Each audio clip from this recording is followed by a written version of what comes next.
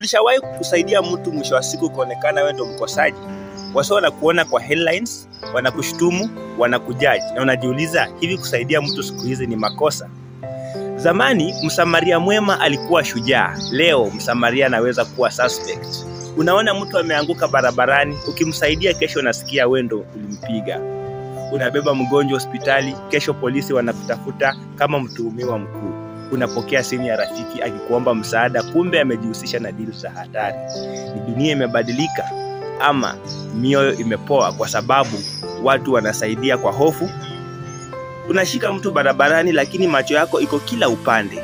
Unaogopa kamera, unaogopa mashahidi, unaogopa polisi. Kusaidia mtu imekuwa kama kucheza kamari na hatima yako. Lakini ukweli ni huu, haki ya kufanya mema bado ipo, ila lazima uweke akili. Saidia lakini ujue mazingira. Saidia lakini ulinde usalama wako. Saidia lakini usiwe mjinga wa imani. Kwa sababu kuna matukio ya kweli. Kuna jamaa aliona mama ameanguka kwa barabara Nairobi CBD, akapiga simu kumsaidia. Ndani ya dakika 5 amezungukwa na watu wakisema wewe ndio umemvamia. Wengine wanakuchukua picha, polisi wanamkamata. Kumbuka nia ilikuwa njema, lakini dunia haikuona moyo, iliangalia tukio.